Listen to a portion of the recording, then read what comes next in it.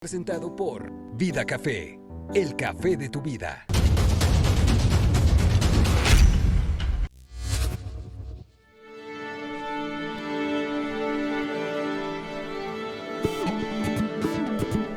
Amigos de Triple R, paisanos de Chicago que nos escuchan a través de la radio pública, paisanos de Los Ángeles que están muy atentos a nuestro trabajo, muchas gracias. Ante la necesidad que tenemos los zacatecanos de conocer quiénes estarán en las boletas del próximo proceso electoral, pues nos hemos dado a la tarea de ir invitando a los posibles candidatos.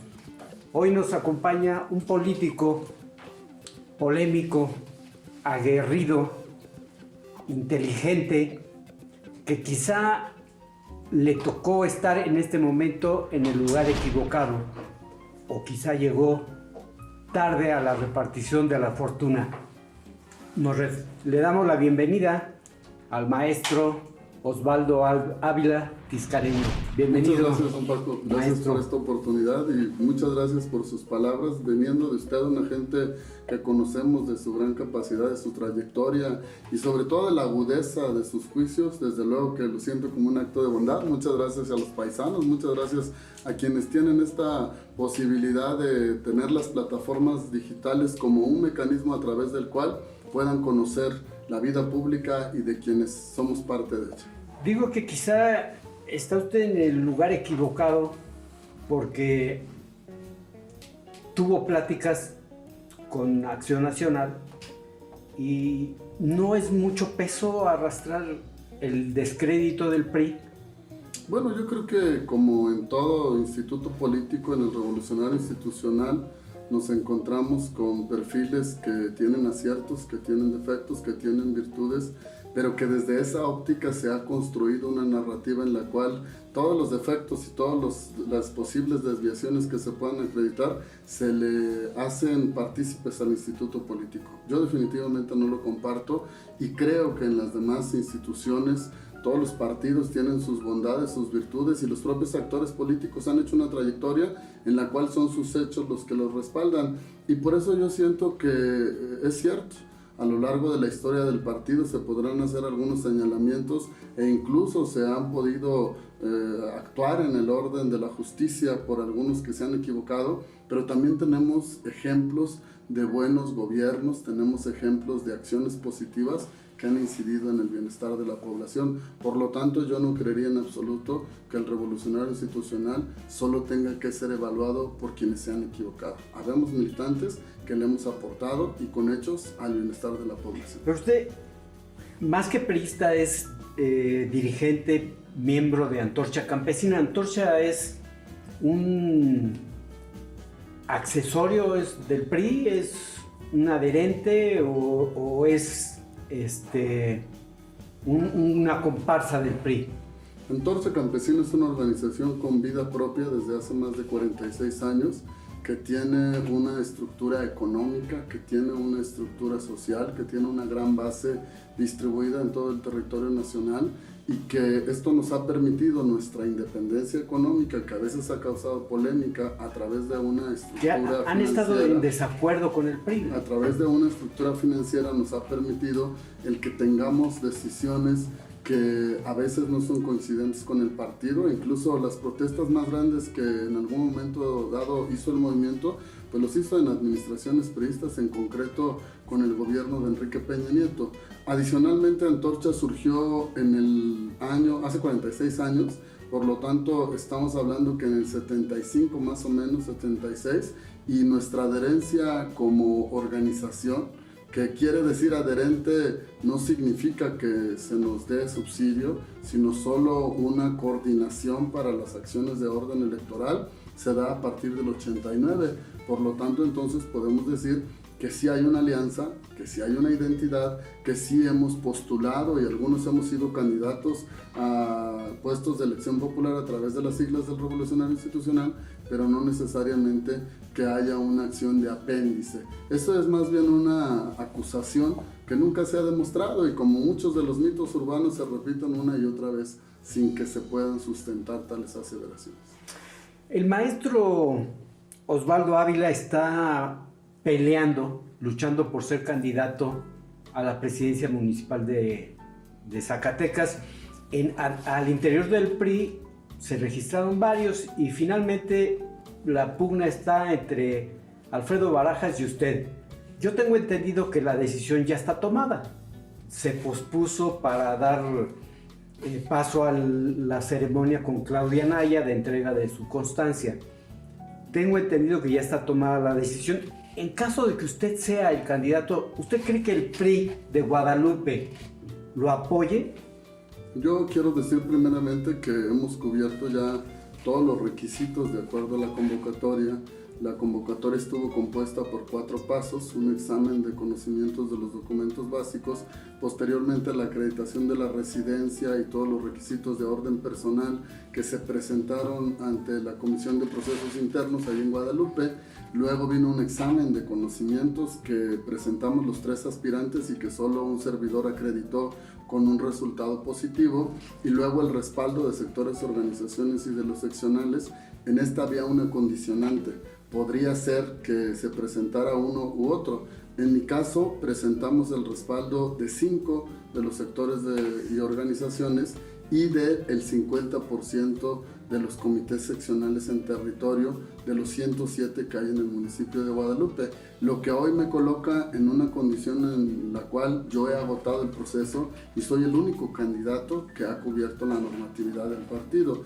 Hay otros actores políticos que aspiran, que hicieron presente su deseo, que han hecho declaraciones públicas, pero la convocatoria no se puede adecuar al interés personal o la determinación de cada quien, sino de quien cubre los requisitos. En el caso del PRI, yo puedo decir que me siento muy orgulloso de ir tejiendo un acuerdo con los distintos actores de la vida del partido en el municipio de Guadalupe, de distinguidos priistas, como es el caso de Roberto Luébano, que tuvo la oportunidad de dirigir los destinos del municipio, de gente que tiene historia dentro del partido, como Germán Hernández, quien es hoy nuestro presidente del comité directivo, de Perla Martínez, de Petra García, de Isadora Santibáñez, de Gerardo Casanova, con quienes yo he tenido la oportunidad de presentarles mi aspiración en su momento y posteriormente de invitarlos a ser parte de este proyecto. Entonces, yo confío en que tengamos el respaldo de todos esos actores y que lo construyamos en un acuerdo en el que se vean representados todos. Porque sí va a necesitar el apoyo de todos, de absolutamente todos, para enfrentar en la constitucional a Julio César Chávez, el actual alcalde, al que usted considera el gran villano de Guadalupe. No, yo tengo la oportunidad de conocer a Julio César Chávez en el terreno de lo personal. Me parece que ha marcado la visión que él tiene en relación a la política pública en el municipio de Guadalupe, y en ese sentido yo no comparto muchas de las acciones que se han instrumentado y que se han aplicado. Me parece que hay una ausencia de un programa preciso que diagnostique cuáles son los problemas y que le dé ruta a cada uno de las acciones que se tienen que emprender, y desde esa perspectiva yo pretendo construir un proyecto alternativo que permita tener un diagnóstico preciso y que no sea una generalidad. En una campaña política es una práctica muy recurrente que se dice: yo voy a trabajar por ti, yo soy cercano, yo estoy preocupado por el bienestar, pero esas son generalidades que nadie puede llamar a cuentas para que se puedan materializar. En el caso de un servidor, puedo decir con toda claridad que tengo un diagnóstico, pues lo más preciso que se pueda, de la realidad de Guadalupe, de un municipio con contrastes, en los cuales hay una comunidad rural muy importante, como es el caso de Tacualeche, pero que contrasta con una zona urbana compuesta por colonias de diferentes problemas que demanda más eficacia en los servicios, o de fraccionamientos de alto ingreso social que no corresponden con la dinámica de una zona muy importante que es la zona de la Ladrillera, en donde hay muchas familias, alrededor de 36,000 lotes en toda la geografía guadalupense, que no tienen la certeza jurídica sobre su patrimonio. Y ante esto, yo no veo acciones, sino que veo que hay rotundamente una política encaminada a crear una percepción, a mucho espectáculo, a mucho show, pero no acciones concretas. Y entonces la ciudadanía, sin adelantarnos porque hoy la ley no lo permite, tendrá la oportunidad de decir lo que pudieron hacer y que no se hizo, y lo que ofertaremos en la construcción de este proyecto. Y desde luego en el terreno personal, pues no podríamos hacer calificativos, porque la política no es un asunto de individuos, sino de proyectos y de cómo servir y resolver los problemas de los ciudadanos. Antorcha Campesina, ¿hace cuánto no reparte láminas, cemento, tinacos? Yo puedo decir que nuestra gestión está encaminada permanentemente a acciones que tienen que ver con elevar el bienestar. Se ha construido una narrativa de manera muy recurrente en que somos repartidores y cómplices, en algunos casos, de la generación de la pobreza. Todos sabemos que la pobreza tiene un origen estructural, y no lo digo yo, lo dicen economistas muy calificados, que por ninguna manera se les puede calificar de rijosos, como Joseph Stiglitz, que ha identificado que el problema de la pobreza, es premio Nobel de Economía, está en la estructura, o como Thomas Piketty, un economista francés, que incluso ha graficado cómo el desarrollo de los países está vinculado de manera directa con modificaciones de orden estructural en el cual el gobierno da su parte, pero por otro lado también, en este caso, los sectores más sólidos económicamente aporten al erario público a través de los impuestos para que luego esto se distribuya. ¿Qué ha hecho Antorcha Campesina desde siempre? Gestoría que se ha traducido en decenas de acciones de orden social, domos, carreteras, pavimentaciones, aulas, a través de recursos que se etiquetaron desde la Cámara de Diputados y que nunca hemos ejecutado nosotros ni hemos ejercido, sino que los han tenido que ejecutar y ejercer, en este caso el gobierno del Estado. Antorcha Campesina también ha gestionado acciones de orden social en las cuales los que reparten estos programas es precisamente la instancia de gobierno. ¿Qué hacemos nosotros? Le presentamos la solicitud, llevamos a los ciudadanos para que llenen los requisitos, y ese tipo de programas de los que usted hablaba, láminas, cemento, despensas y acciones de orden social, están sujetos a los requisitos que determina la autoridad. Le pregunto, ¿hace cuánto no reparte? Porque usted dice, la pobreza es un problema estructural. Claro. Pero nuestros gobiernos, del PRI, del PAN, ahora de Morena, los gobiernos federales y los estatales, siempre han utilizado la pobreza como una mercancía. Entre más pobre es la gente, más las puede controlar. Y ahí están los programas del presidente López Obrador, que reparte pensiones a los viejitos, dinero a las mamás solteras, jóvenes que no tienen trabajo.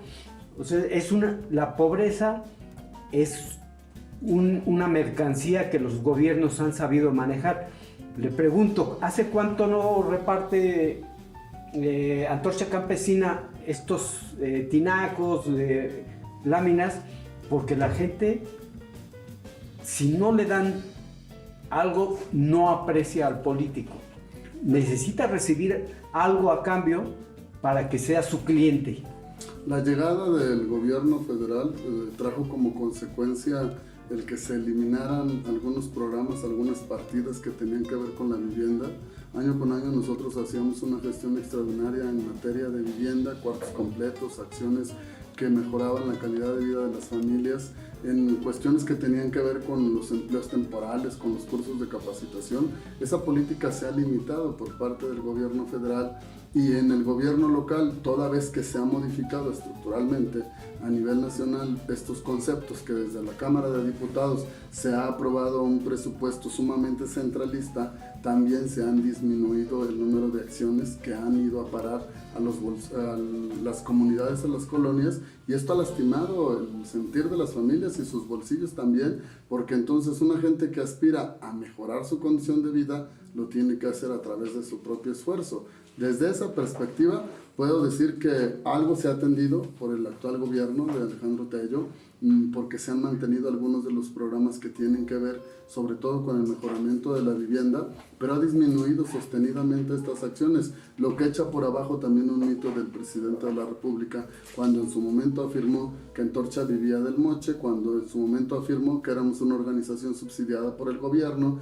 En el momento en el cual ellos llegan al gobierno, cambian estas políticas. ¿Por qué seguimos existiendo como organización social? Porque seguimos aglutinando a la población y la llevamos ante la instancia respectiva, y en donde hay una respuesta aceptable en el municipio o en el caso del Estado, pues se puede ir atendiendo las solicitudes, pero sobre todo le hemos explicado esta nueva condición. Antorcha sigue teniendo su clientela de pobres. Seguimos teniendo una base social que en efecto está vinculada con el sector más vulnerable, pero que la pobreza no es producto de las políticas antorchistas, sino de los gobiernos, como usted lo decía.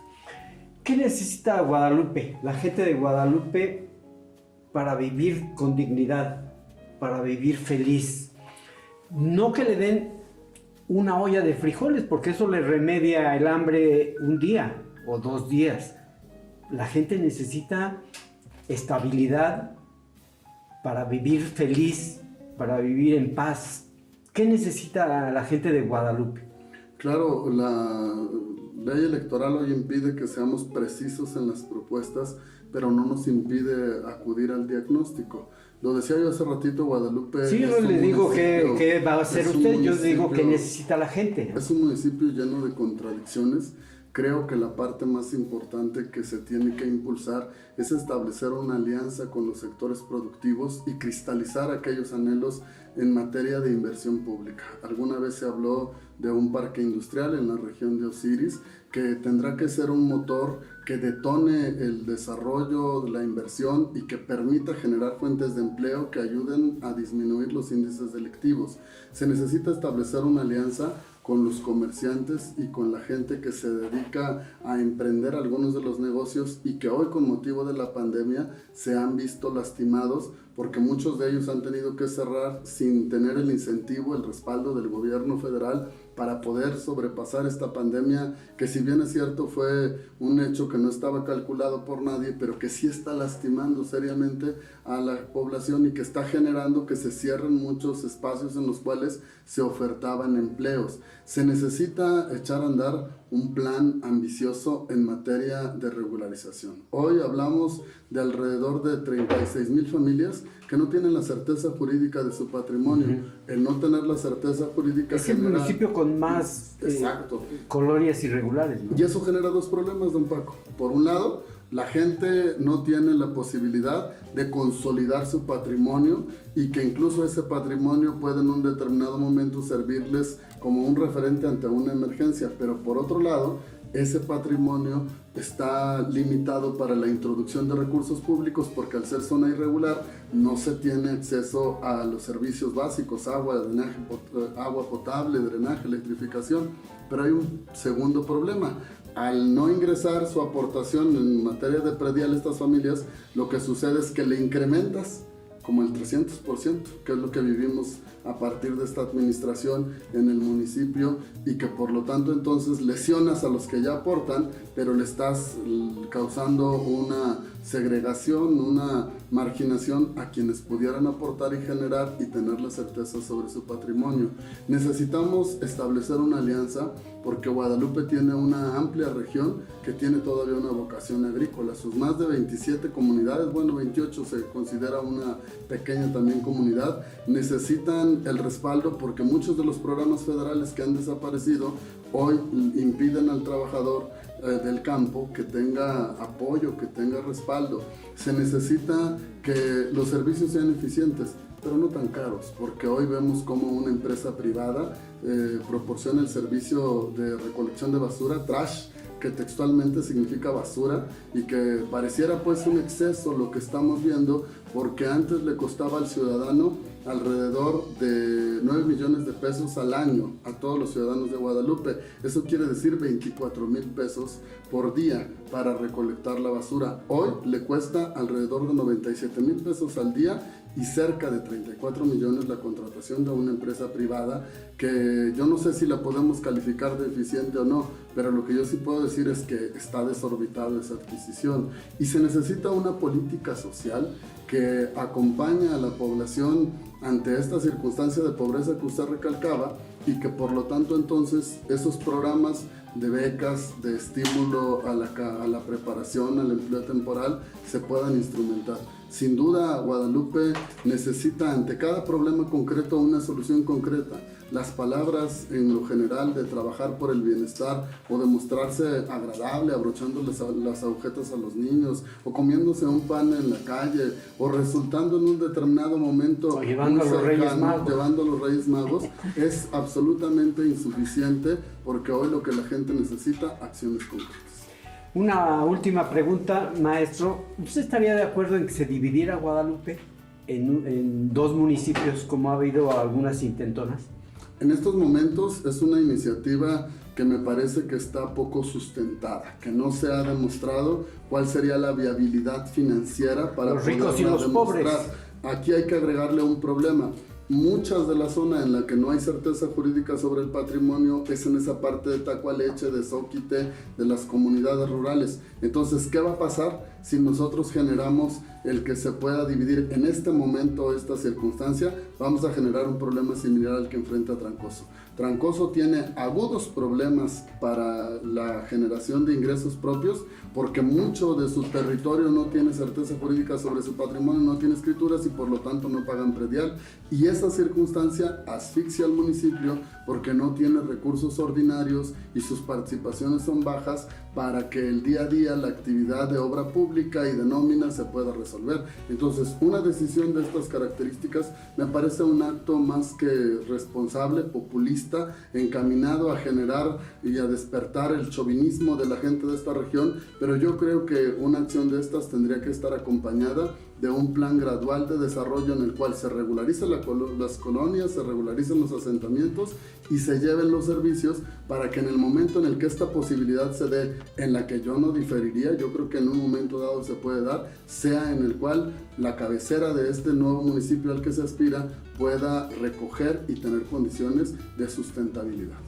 Maestro, le agradecemos mucho su tiempo, su disposición para platicar y lo emplazamos para que cuando usted ya sea candidato y ya pueda hablar de lo que va a hacer en favor de Guadalupe, vuelva al estudio y volvamos a platicar. Muchas gracias. Muchas gracias, don Paco, muchas gracias a su auditorio y qué bueno que sigan existiendo estos espacios en los que permitan al ciudadano demostrarles cuál es la propuesta. Su servidor va a seguir trabajando para que a cada problema concreto una respuesta concreta. Muchas gracias. Gracias, maestro. Hasta la próxima. Soy Francisco Reynoso. Súmate a los amigos de Triple R, suscríbete y déjanos tu opinión en la caja de comentarios. Hasta la próxima.